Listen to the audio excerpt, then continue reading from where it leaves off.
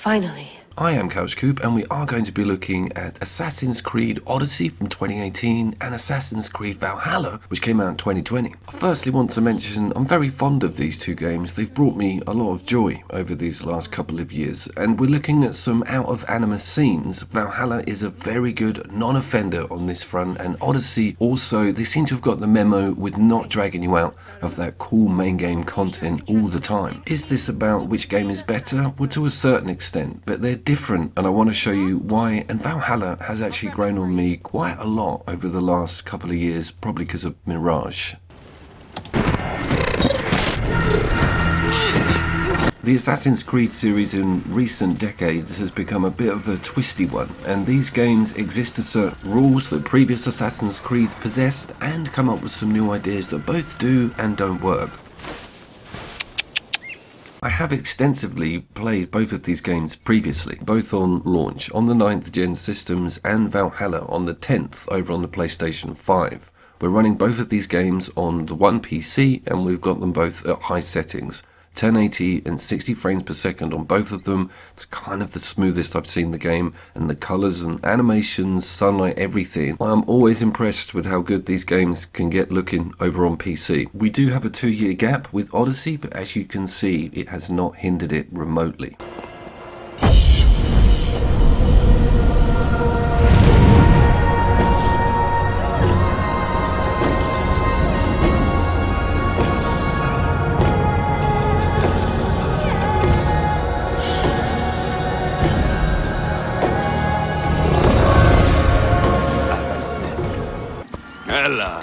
I do want to stipulate before going forward, all of this footage is in-game. There's no cutscenes, there's no dialogue between any NPCs, you're not going to get any story spoilers. This is all front quarter, it's about comparison on gameplay and mechanics. My PlayStation 4 profile has the endgame for Odyssey on it because it's got quite a strange thing going on with high-end barbarians and the Nemesis system, but Valhalla finished done story, and therein lies one of my first pointers, is that Valhalla's got quite a bit more structure and rigidity to its story embedded into the main quests than Odyssey has, but I like Odyssey's sparse idea with that structure and the sandbox questing system.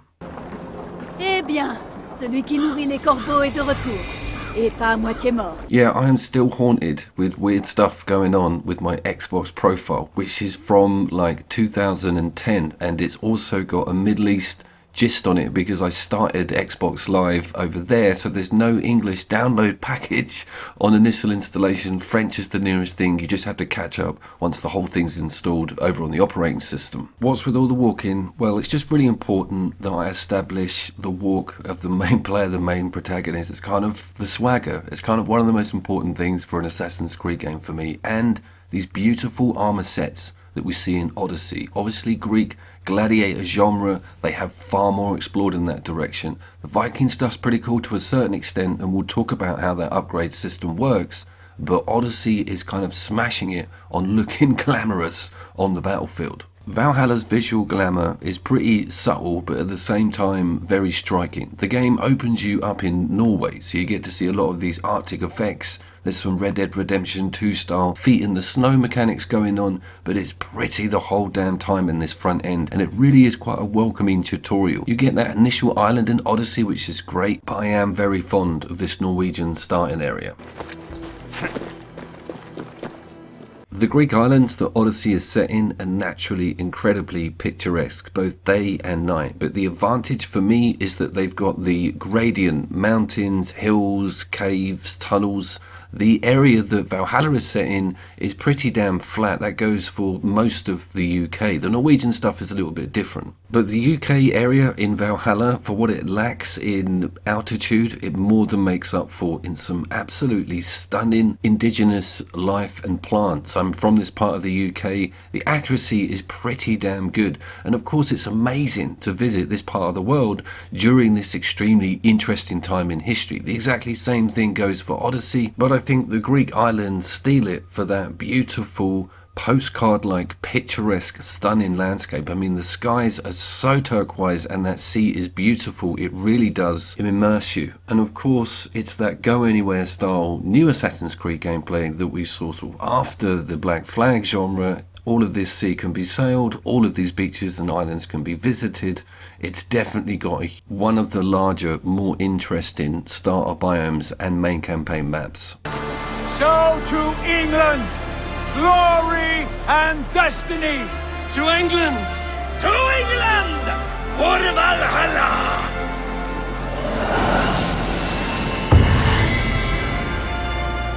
Back to that England reference, you are very quickly whisked away over to East Anglia, coming in from the east coast, over the Norwegian Sea, so to speak, and then you're launched into sort of doing raids and taking over the bottom half of the UK. This is a vastly different change in landscape, and I like the idea of how they all discuss it. They're also looking at Christianity for the first time, so it's a proper interesting exchange of dialogue, both from the locals and looking at this landscape.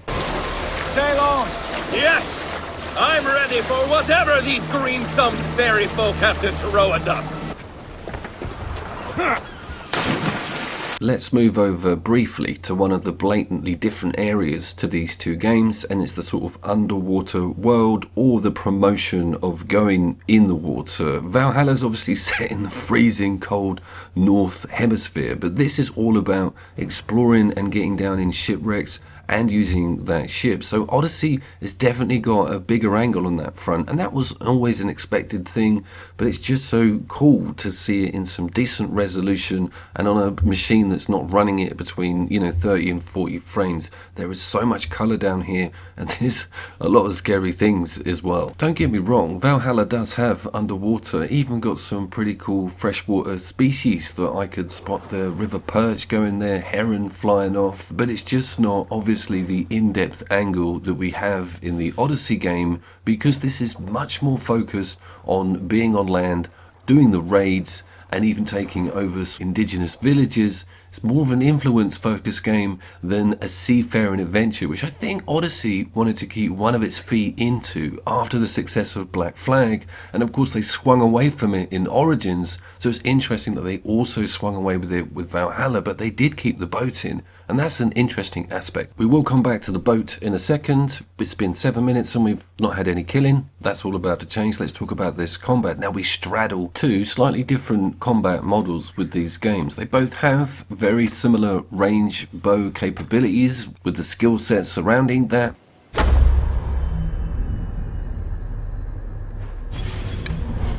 They have a different block and parry system, not massively, but it does smooth some issues I had out with Odyssey with Valhalla's setup. Some of those changes do feel a little bit simplified. It's got R3 buttons doing insta-kills and all manner of stuff that we'll get into. The differences on horseback combat are also quite minor, so I don't feel it's majorly urgent to hold those up against each other, but it's the day-to-day, i.e. doing the close quarters combat with each other, exchanging blows, using stamina, and having what I would call a dual parry system, meaning you've got to hit both of the shoulder buttons with a time swing from the enemy. This can result in quite a flashy twang. I think that's there to sort of add a bit of satisfaction and give an opening to use some of these hotkey specials or skills, which are pretty predominant, and you get two layers just like you do in Valhalla. All of that was kind of, I feel, spawned in Origins, but it's very well utilized in Odyssey also.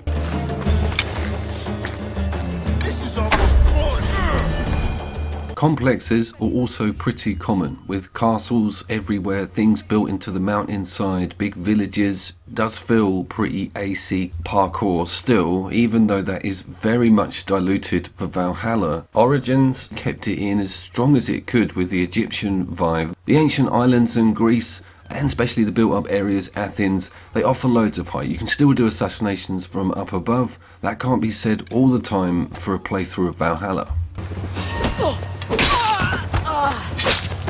Also got a very, very cool mercenary nemesis system, meaning there's always OP stuff looking for you. Sometimes it can get a bit much, bit stressful because that damn horn's going off everywhere, but the satisfaction in getting one of these is kind of why you keep playing the game, and that points towards its endgame model, which is way too much fun.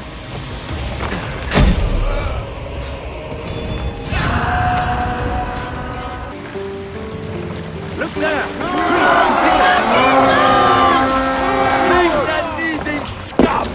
Valhalla is all about the raid, with the Vikings hauling up somewhere next to a river or even out in the fields, and you bring over all of your buddies to do a sort of group attack. So there's always a lot going on. It's far less solitary feeling than Odyssey. You're really not a one-man army, and this is a good and bad thing for me. I like the focus of being on your own. I also like the way the camera works with Odyssey, brings it in, it's always dramatic. With this it has to stay quite far out because it wants to include all of your teammates in inverted commas. We now have just the one button for block and parry, which is L1, and then you've got these hard on R2 and fast on R1. The map out for Assassin's Creed games over the years has become more and more like a From Software game.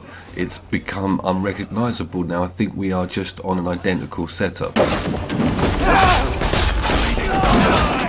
One of the more interesting things with Valhalla, particularly with the range combat, is having the weak spot highlighted in different areas for different enemies. It's cool that it's on the elbow for the archers, and then you've got to get under the shields to get the shins of some of the more formidable guys. My only major gripe is that you do get instigated an R3 once you get a good block or parry, and it just can insta-kill a lot of enemies. It feels a little bit cheat-like, but it's okay once you get to mid-game because you kind of desperately need that when you're fighting something quite vicious. Just back to that camera very quickly, it does know when to pull in, and the lighting coming out of doors, looking at this countryside, it is a very dramatic looking game. For 2020, it's keeping up with a lot of stuff there out at the moment. We do need to talk about wildlife, and in the name of Captain Quint, we do have some particularly frightening situations brought to us in Odyssey in the form of massive great white sharks. I think they're great white, it might be bull sharks, it is Europe.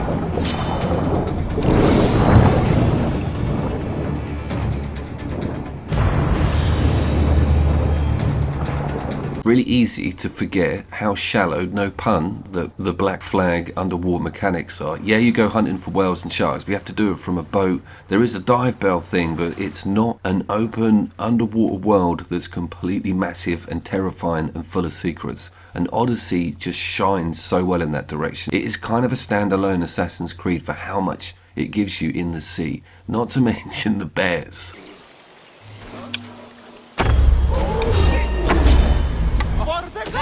I catch myself having way too much fun with the wildlife in Odyssey, and most of the enemy NPCs will sort of have wildlife companions. That also goes for Valhalla, but this is really off the hook with some of the craziness that it will push your way. It also doesn't always exist to realism. There's a secret monster Harryhausen style on one of the islands, so you always kept guessing at what the hell is round the corner or what's going to attack you from the bushes when you least expect it.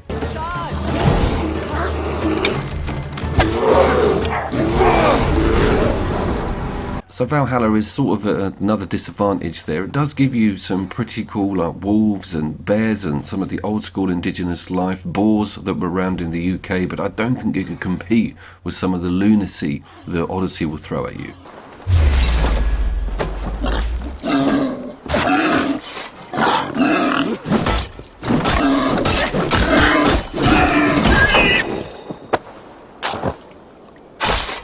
I think that's one of my major hooks for the modern Assassin's Creed games, is that they've embedded a lot of the crafting and the adventure in going out and hunting and looking for particular enemy types, or even a sort of alpha wolf, something like that. This sort of stuff always keeps me on my toes, and I love developing the weapons and loot around the different animals that I've got to find, hunt and kill.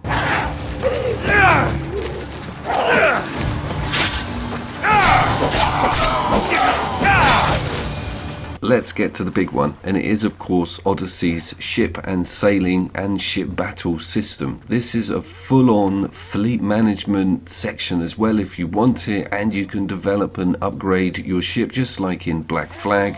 It's kind of all of the best bits from previous games that involve this mechanic, and it's very addictive and very cool, and have it slapped on the entirety of an AC game is also pretty amazing. We've seen Skull and Bones being beta and early access,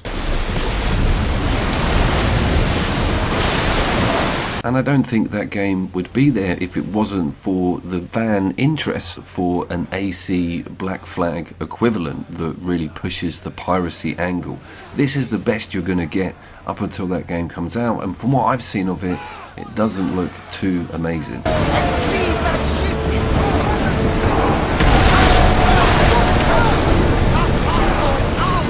I think I'm getting... Valhalla does have some boat-to-boat and boat-to-shore interaction in it, but it's obviously a move away from that model we saw in Odyssey, and if you're really into what you found in Black Flag, then you can just find it everywhere in that previous game. But this is still quite fun, and it's cool to have the boat always there. It's your key tool into attacking and maneuvering around the map with all of your Viking crew. Who are these men? They speak with twisted accents. English, no doubt.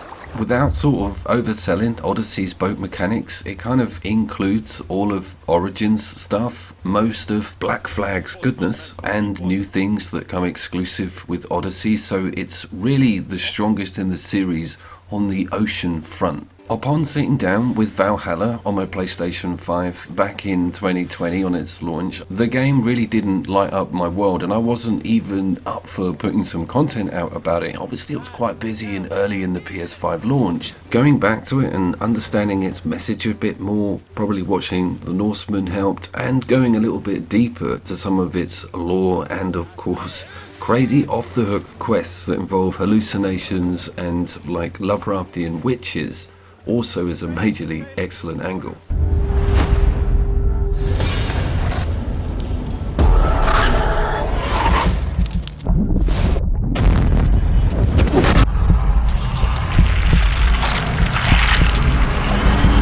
Odyssey also does have its fair share of craziness, with nods to Jason and the Argonauts and even the Gladiator film. It also has a preferred loot system with the attire for me, with the clothing and how it works with rare items and upgrading things. There's a huge diverse visual level on all of the stuff that you can find in the game. When it comes to Valhalla, it's a little bit strange. It's all about finding different upgrades or loot to push towards changing that appearance. None of it's really on a finders keepers basis. That's quite a big change, but it isn't too much of a shock once you get used to the idea that it's not all about overturning every stone on a location. You can get on with that story or get on with the fighting more importantly. Jesus Christ, look at these graphics.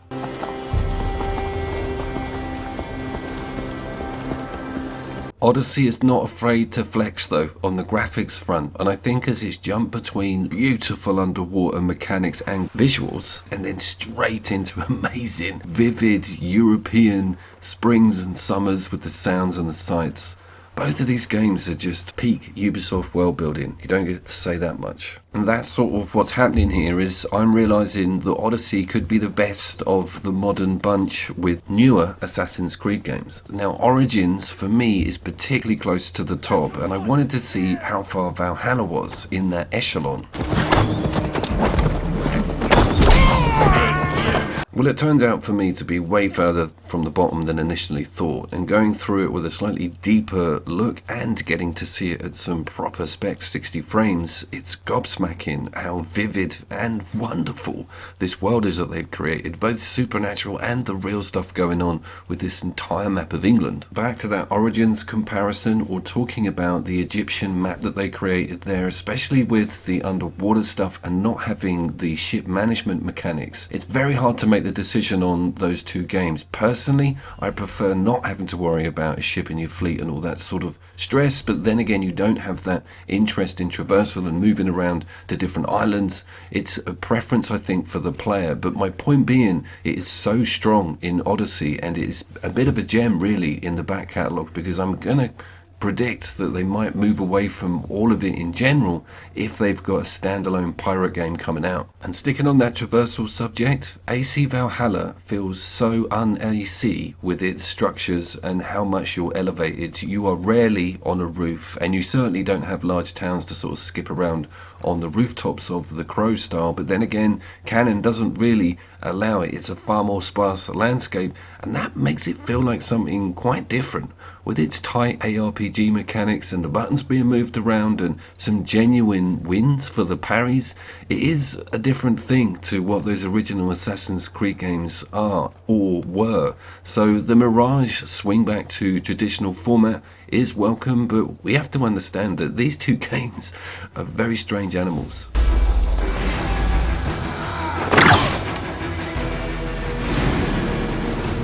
I think owning Valhalla is not a mistake, and I will go through and get to endgame on this because I'm kind of intrigued a little bit with the story and I want to see the whole of England. I want to go up north. I didn't see Northumbria on the initial playthrough, and opening up some new weapon types. You'll notice I've got the chained mace, the Morning Star, so things are going a bit near too. You never know. Should you play Odyssey if you've played Valhalla? Definitely, and you'll be really surprised at the depth of the ship mechanics and a lot of the range and skills on the hotkeys. You've got some mad stuff, including that kick and the ball run and slowing down the old arrows and having control of them. I get this guy by millimeters.